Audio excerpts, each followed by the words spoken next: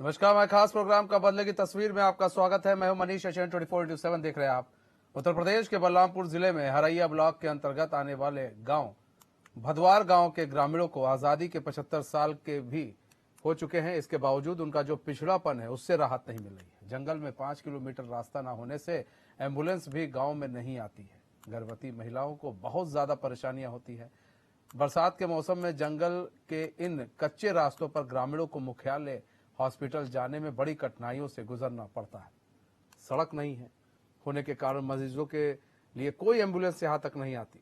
Nepal border पर बसा हुआ है भदवार गांव से मुख्यालय जाना हो तो उन्हें बहुत सारी मशक्कत करनी पड़ती है, बहुत सारी परेशानियां उठानी पड़ती है।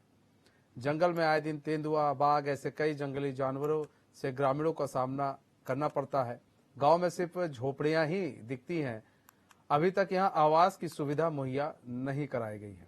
ग्रामीणों ने अपना दुख दर्द बताते हुए कहा, नेता अधिकारी आते हैं और देखकर चले जाते हैं, उनको का क्या कहना, वो तो शहरों में रहते हैं। विधायक जी आते हैं, उनको बताया जाता है, फिर आश्वासन देते हैं कि हाँ हम आपके गांव में विकास की गंगा बहाएंगे, लेकिन जमीनी हकीकत इससे परे है। ग्रामीणों के जो आंसू है, जो बेबसी है, जो लाचारी है, वो दिख रही है। कहीं एक सोलर लगा हुआ है जिससे वो लोग अपना मोबाइल किसी तरह से घरों में चार्ज करते हैं। लाइट नहीं है, तो मतलब असुविधाओं से ये जो है पूरा गांव 75 साल हो गए आजादी के, असुविधाओं से ये पूरा गांव घिरा हुआ है। आप देखिए, आपको झोपड़पट्टियां ही झोपड़पट्टियां दिखेंगी।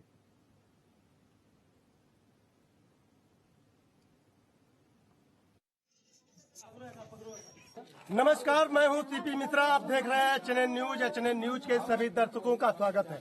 मैं बलरामपुर मुख्यालय से करीब 40 से 50 किलोमीटर की दूरी पे हूं, जहां पे गांव की कब बदलेगी तस्वीर मैं आज आपको दिखा रहा हूं।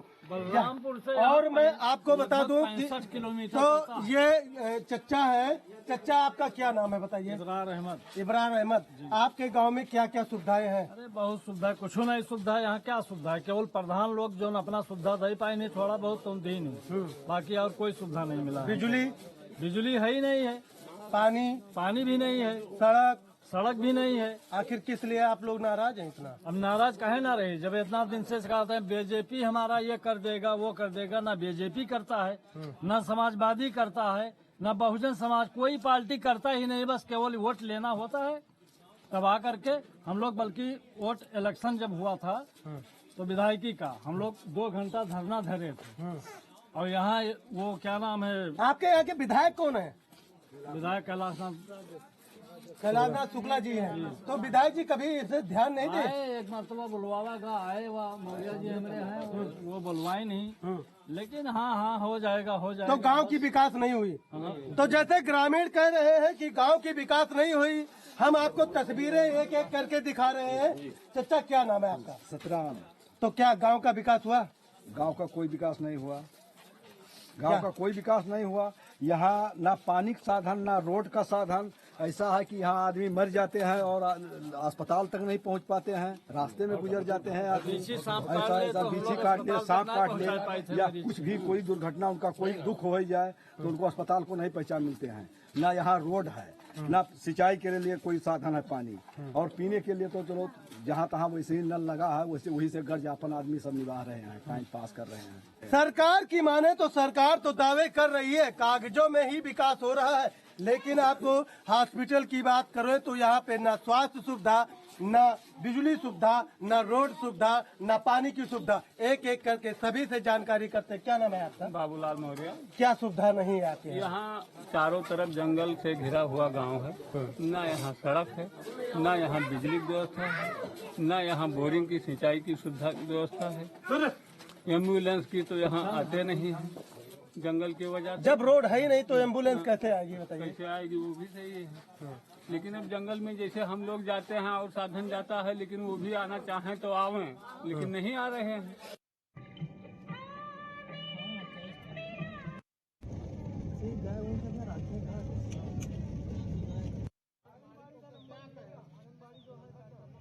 हाँ, ऐसे चलो।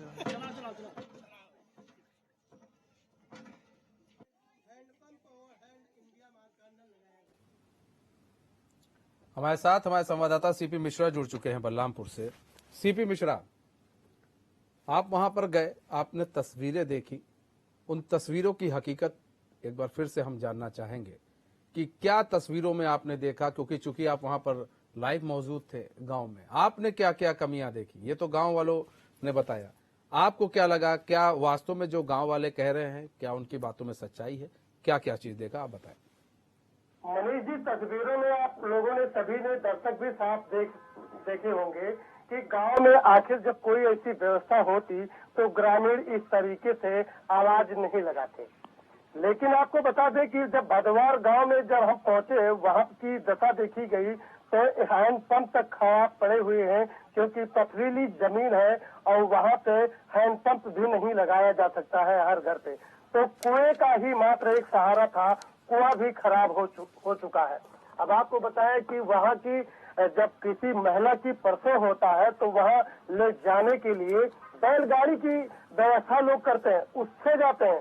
करीब जंगल 3 किलोमीटर की दूरी है जो जंगल से क्रॉस करके लोग आते हैं बैलगाड़ी से लेके, लेकिन फिर भी हॉस्पिटल तक नहीं पहुंच रहे, बीच रास्ते में ही दम निकल जाता है। ऐसी वहां की रोड की सुविधा है, रोड तो उधर दिखी ही नहीं रही है। बात करें कि विद्युत की, तो विद्युत सप्लाई उधर है ही नहीं, सोलर लाइट से ही सभी का काम चलता है। नेटवर्क कभी कभी उधर मोबाइल पे रहता है, कभी रहता ही नहीं। मान लिया जाए वहां पे लाइव करना हो तो लाइव भी नहीं हो सकता। इस तरीके से विकास कार्य हुआ है। मतलब सीपी की अगर बात की जाए जो मूलभूत सुविधाओं की, जो सरकार बात करती है कि भाई हर गांव तक बिजली, पानी, घर, स्वास्थ्य, ये सब मिलेगा, लेकिन 75 साल आजादी के हो गए, अभी तक इनको कुछ नहीं मिल रहा है।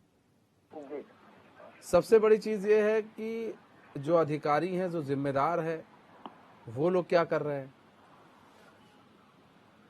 जी बिल्कुल मनीष जी, आपको हम बता दें कि जब बलरामपुर जिले जो मुख्यालय, ये इंडो नेपाल बॉर्डर पे गांव है, गांव की तस्वीर भी दिख रही है कि आखिर जब गांव में विकास हुआ होता, लोगों को आवास मिला होता, तो ये फूस की झोपड़ियां नहीं देखने को मिलती।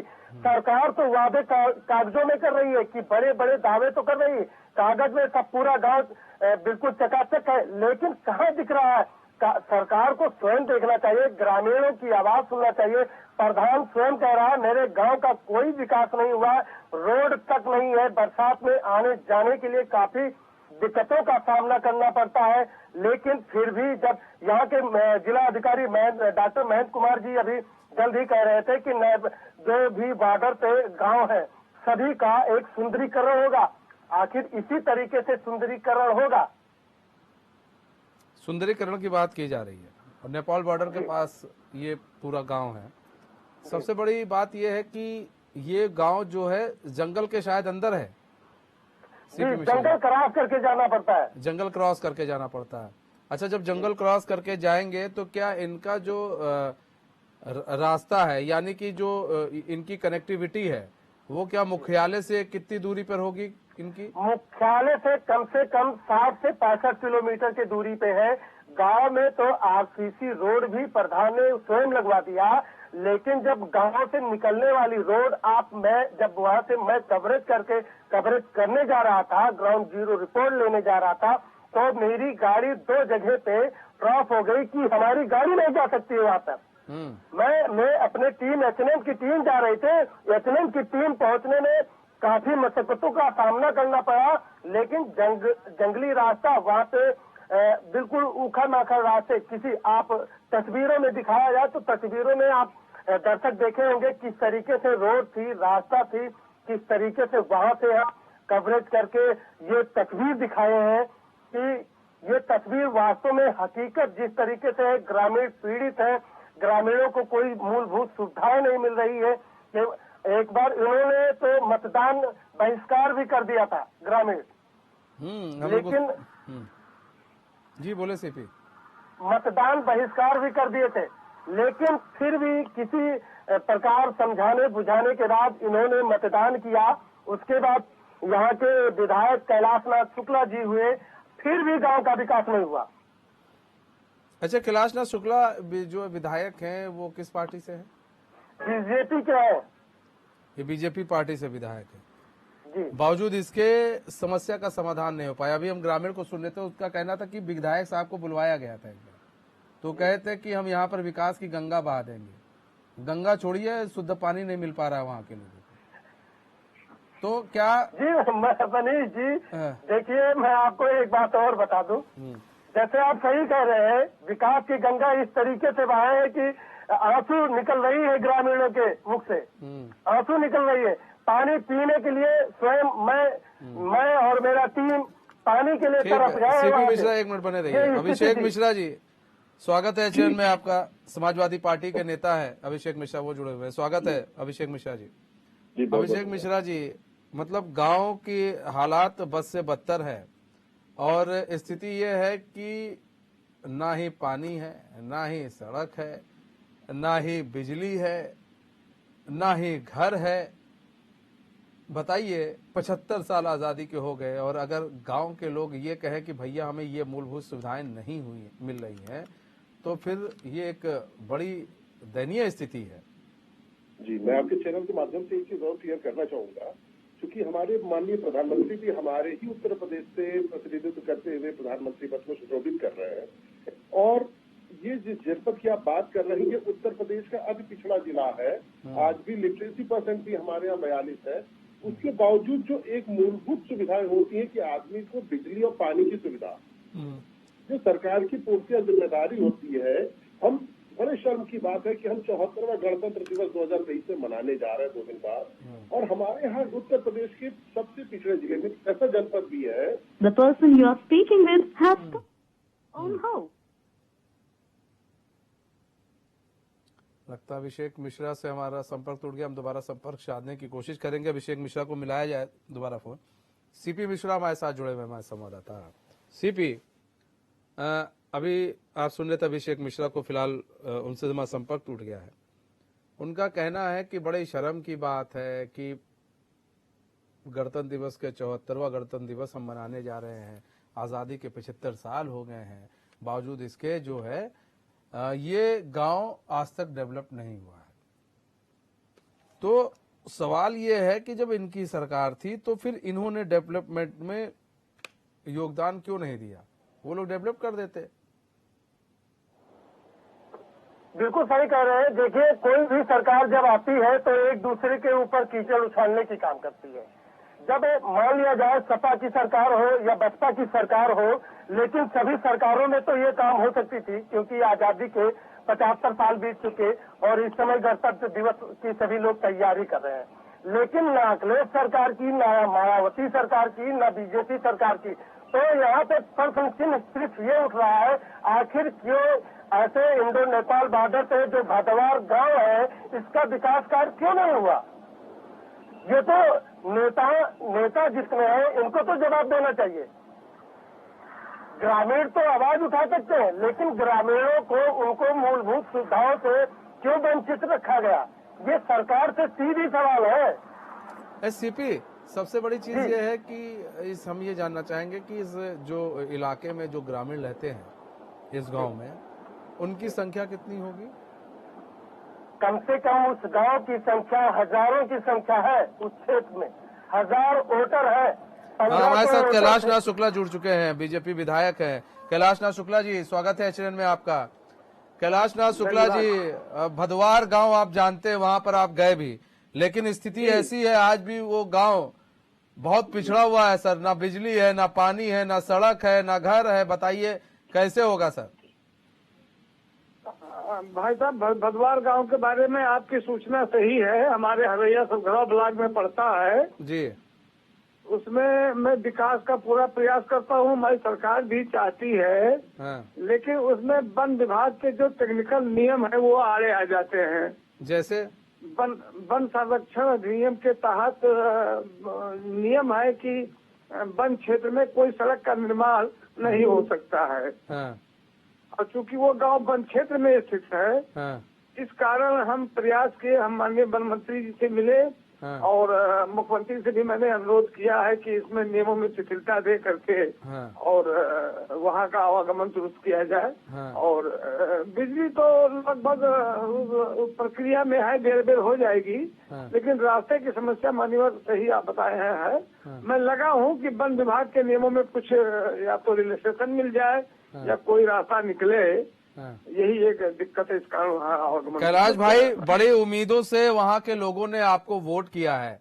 सवाल ये है कैलाश भाई कि आप वहां पर गए भी थे और आपने उनको आश्वासन भी दिया था, लेकिन अगर धरातल पर कैलाश भाई काम ना हो, ना बिजली है, आप सोचिए अगर बिजली भी अगर आप लोग कुछ देते, मतलब एक तरफ तो बढ़ते कम से कम, फिर आप रोड की तरफ बढ़ते, नहीं एक ऐसा अस्पताल बना देते कि कम से कम जो गर्भवती महिलाएं हैं उनका इलाज हो सके, वहां पर कुछ ऐसा काम कर देते कि सांप बिच्छू काटे तो वहां इलाज हो जाए, कुछ ऐसा कर देते कि बुखार सर्दी जुकाम हो तो वहां पर इलाज हो जाए, कम से कम फौरी राहत के लिए मिल सके, 24 घंटे के लिए राहत मिल सके ताकि वो लोग मुख्यालय तक तो पहुंच सके।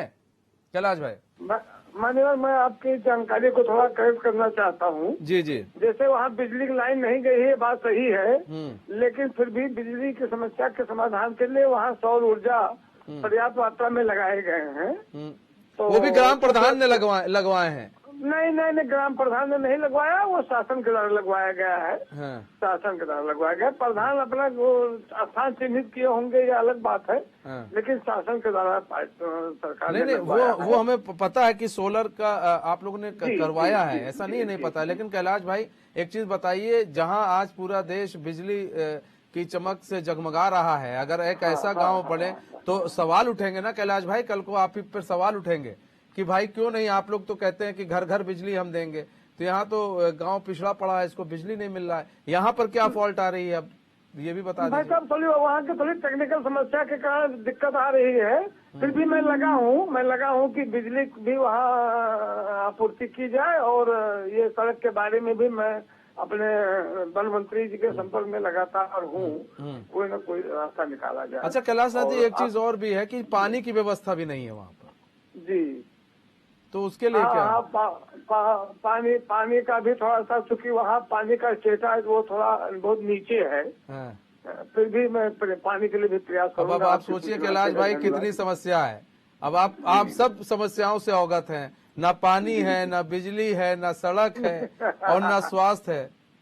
अब आप समझ सकते हैं। नहीं, वो अभी सड़क बन जाए तो सारी समस्या का समाधान हो जाए। क्योंकि वहाँ से मुश्किल से 6-7 किलोमीटर पर स्वास्थ्य उपकेंद्र है, लेकिन साधन का कहीं न कहीं समस्या है। जो सड़कों की बात आपने कही वो अपने आप में महत्वपूर्ण है। मैं प्रयासरत हूँ कि उसका समाधान कराऊं। तब तक के लिए फौरी राहत के लिए कैलाश नाथ जी कुछ तो होगा कि मतलब कि ऐसे आप छोड़ दिया जाएगा उनको? नहीं, मैं फौरी राहत के लिए प्रयास करता हूँ। हम वन विभाग के उच्च अधिकारियों से मिलेंगे, कैसे भी हो सकता है। मैं प्रयास करूंगा। नहीं कैलाश नाथ जी, हम ये भी चाहते हैं कि बीच बीच में हफ्ते में 2-3 कैंप भी लग जाएंगे तो शायद इनके लिए सही हो जाएगा। लेकिन हम भाई साहब ये चाहते थे कि जब कुछ उनके जहाँ जाऊँ तो कुछ न कुछ उनके समस्या का समाधान भी लेकर के जाऊँ तो ज्यादा बेहतर रहता। लेकिन फिर भी आपकी सूचना के लिए धन्यवाद, मैं करूँगा। जी बिल्कुल, यहाँ कीजिए। पानी की समस्या है, अगर आप वहाँ पर कैंप लगवा देंगे, जैसे बच्चे छोटे छोटे बच्चे हैं, हाँ ठीक है, अगर ऐसे कैंप लगते रहे हफ्ते में 2-3 बार तो कम से कम इनको ये तो लगेगा कि हमारा विधायक कोई काम कर रहा है सर।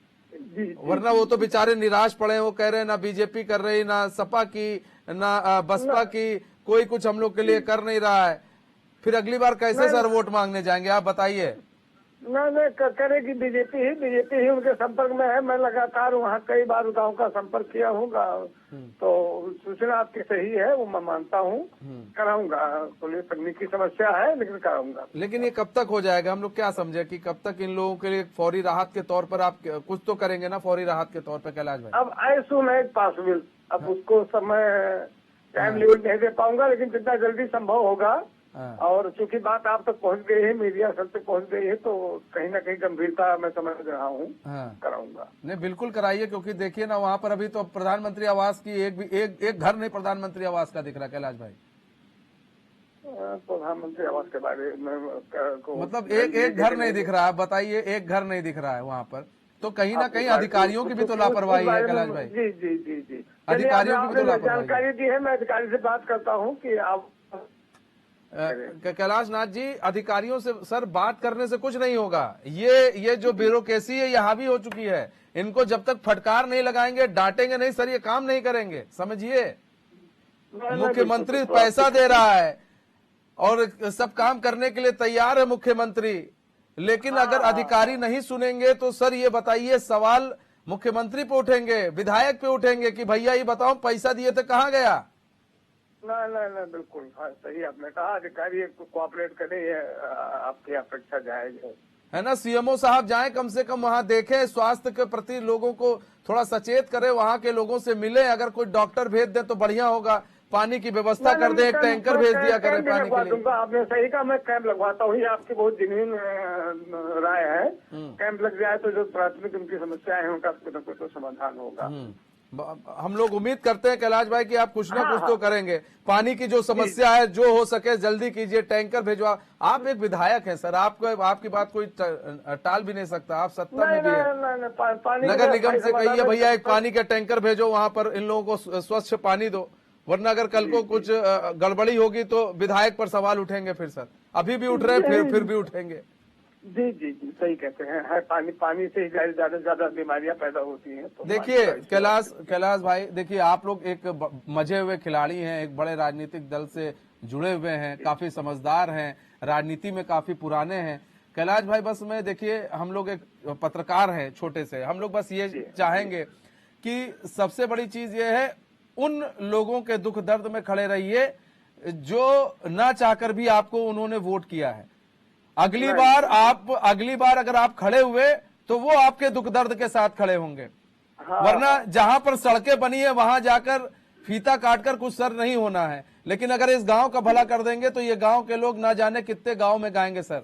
बच्चे छोटे छोटे बच्चे हैं, है ना, तो उनका थोड़ा ख्याल रखिए सर, हम लोग यही चाहते हैं। विधायक हैं आप, कुछ भी कर सकते हैं। नहीं, आपकी संवेदनशीलता के लिए आपको धन्यवाद, और आपने हमारे क्षेत्र की समस्या की तरफ इशारा किया है। मैं बस ये छोटे एक दो सुझाव हैं, आप बस उस पर काम करेंगे तो शायद इनको लगेगा मेरा विधायक कुछ कर रहा है, वो आगे आने वाले समय में सड़क भी बनवा देगा। कुछ हो सके फौरी राहत के तौर पे कुछ आप लोग अगर वहां के गांव के बच्चों के लिए, स्कूल के लिए, स्वास्थ्य के लिए, पानी के लिए करेंगे, बिजली के लिए वहां के विभाग से बैठक कीजिए कि भैया क्या है क्या नहीं है, तो शायद कुछ हो सकेगा सर। लगता कैलाश नाथ जी से हमारा संपर्क टूट गया, लेकिन उन्होंने आश्वस्त किया है कि जरूर मतलब कुछ करेंगे। हमारे साथ एक बार फिर से अभिषेक मिश्रा जुड़ चुके हैं, समाजवादी पार्टी के नेता हैं। अभिषेक भाई, सबसे बड़ी चीज ये है कि अभी विधायक जुड़े हुए थे, उन्होंने कहा कि हम सभी समस्याओं से अवगत हैं और हम जल्दी कोई काम करेंगे। लेकिन अभिषेक भाई सवाल देखिए ये है, आप भले ही बीजेपी पर जितना आरोप लगा लें, बीजेपी चाहे किसी और पर आरोप लगा ले, लेकिन इन पार्टियों के बीच में बेचारे कुछ ग्रामीण पिस जाते हैं, और ऐसे ग्रामीण पिस जाते हैं जो पिछड़े हैं, वो पिसते रहते हैं। आपने अभी बहुत ही अच्छा सा सवाल किया था, विधायक जी उसका जवाब दे रहे थे कि आपके मीडिया के माध्यम से उनको जानकारी हुई है इस गांव की। वो पिछले 5 साल से प्रतिनिधित्व कर रहे थे इस तुलसीपुर विधानसभा का। फिर इनके कार्यकाल में लगभग 1 साल मार्च में पूरा हो जाएगा। उसके बाद अगर विधायक अगर हमारे क्षेत्र का ये कहता है कि हमें बड़ी अभी जानकारी मीडिया द्वारा आपकी जानकारी हुई है, तो ये बड़ी शर्म की बात है मेरे ख्याल से। इसका मतलब वो विधायक अपने क्षेत्र में कुछ भी नहीं कर रहा, पहली चीज। दूसरी चीज, आपने उनसे कहा कि कैंप लगा के, किसका कैंप लगवाएंगे वो? अपने चिकित्सा समस्या को लेके। अभी इनका चिकित्सा अधिकारी जो आपके श्रावस्ती से घूस लेके वीडियो वायरल हुआ है। प्रशासन पे किसी विधायक या विधायी संस्था का कोई कंट्रोल नहीं है, सब आउट ऑफ कंट्रोल होकर बैठे हुए हैं। ये कह रहे हैं कि हम पानी के टैंकर कहाँ से भिजवा देंगे? एक दिन के टैंकर से क्या आदमी की प्यास बुझ जाएगी? भाई साहब, जिस गांव की आप भागवाड़ गांव की बात कर रहे हैं तुलसीपुर की, बड़ी विडंबना देखिए कि 1947 से आजादी से आज लगभग 74 साल वहाँ हम ये गणतंत्र दिवस मनाने जा रहे हैं। 2002 में ये लोकसभा बनी थी, तब से लेके आज तक क्या भागवाड़ गाँव तक किसी को जाने का मौका नहीं मिला? बड़े कष्ट की बात है। ये सभी पे लागू होता है ना अभिषेक भाई? नहीं, ये बात सब पे लागू होती है, ये सभी पार्टियों पे लागू होती है ना। किसी भी चीज का अगर विकास, जैसे वो बिल्कुल अंचल का किनारा, ग्रामीण अंचल का बिल्कुल किनारा है, पहाड़ी क्षेत्र का मामला है। अभी इन्होंने भाजपा ने एक कार्यक्रम चलाया भाजयुओं का कि आप घर घर बैठ के तहरीक आएंगे, आप अंचल के गाँव ग्रामीण में जाएंगे। तो क्या इस गाँव में इनका कोई एक आदमी गया? किसी ने कोई जानकारी ली? विधायक होते हुए ये कह देना कि नहीं मुझे मीडिया द्वारा ये जानकारी हो गई है, मुझे लगता है ये अपनी जिम्मेदारियों का पूर्णतः निर्वहन करना नहीं हुआ, एक तरह से लिपापोती हुई। और जिस तरह से आपने उनसे बताया कि ऑफिसर्स को अपना कंट्रोल रखे, मतलब पूरी संस्था जो है विधायी संस्था को भंग करके रखा हुआ है, न किसी विधायक की सुनी जा रही है, न किसी की सुनी जा रही है। ये कह के भी आपके नहीं करा पाएंगे, हम आज भी आपके साथ चैनल पर डिस्कशन में है, आप 10 दिन बाद फिर एक बार वहाँ का सर्वे करा लीजिएगा, आपको यही स्थिति दिखेगी, क्योंकि मुझे तो पिछले 3 साल से यही स्थिति दिख रही है। पिछले कई सालों से स्थिति दिख रही है। बहुत बहुत धन्यवाद अभिषेक मिश्रा जी हमारे साथ जुड़ने के लिए और अपना बहुमूल्य समय देने के लिए। सीपी मिश्रा हमारे साथ जुड़ने के लिए बहुत बहुत धन्यवाद और अपना तमाम जानकारी देने के लिए। तो देखिए बदस्तूर देखिए कि 75 साल हमने आज़ादी के मना रहे हैं, 74वां साल हम मनाएंगे गणतंत्र दिवस के, लेकिन आज तक जो है वहां जो हम तस्वीर आपको दिखाए थे भदवार गांव की, वो आज तक वैसी की वैसी है।